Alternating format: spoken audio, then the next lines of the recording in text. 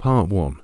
The woman at the bus stop. The widow smiled as she ate, but the food seller noticed her hands were shaking, and there was fresh soil under her fingernails.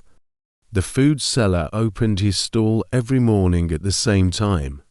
The sun was barely awake, and the market smelled of smoke, wet ground, and old vegetables.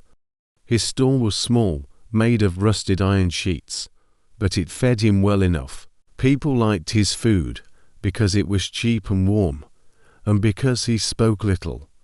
Silence made customers comfortable. Across the road, near a broken bus stop, the widow sat every day. She was always there before him and stayed long after the market closed.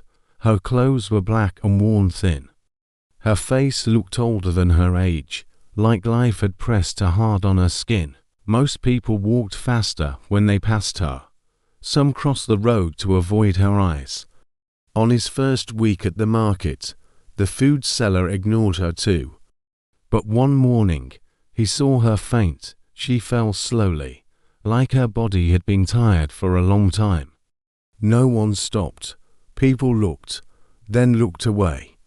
The food seller felt something heavy in his chest. He remembered a time when he had nothing, when his own wife lay sick and hungry while neighbors pretended not to hear.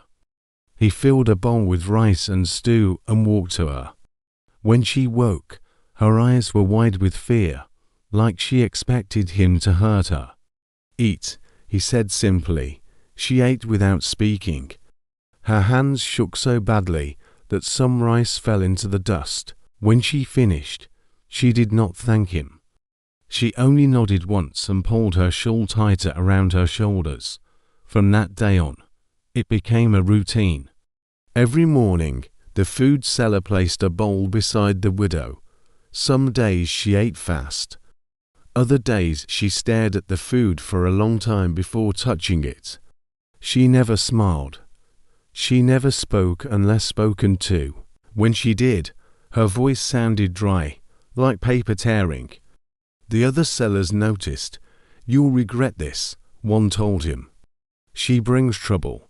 Customers began to whisper. Some said the widow's husband died in debt and shame. Others said he killed himself. A few claimed she slept near graves and talked to the dead. The food seller listened, but said nothing. He kept cooking. Slowly, strange things began to happen. He started feeling tired all the time. His arms felt weak, even in the morning. His sleep became shallow. He dreamed of standing in long lines, waiting for food that never came. Sometimes he woke up hearing chewing sounds, even though his room was empty. One morning, he noticed dirt on the widow's fingers. "Where do you sleep?" he asked gently. She froze. Her eyes dropped to the ground. "Near my husband," she whispered. The food seller felt a chill. He did not ask more. Days passed. The widow's face began to look better. There was color in her cheeks. Her eyes were less dull. At the same time, the food seller lost weight. His clothes hung loose. Customers complained that his food tasted bitter. He tasted it himself and felt nothing wrong. Yet the complaints grew. One afternoon, he followed the widow quietly after the market closed. She walked far, past houses and streetlights, to an empty field behind the city.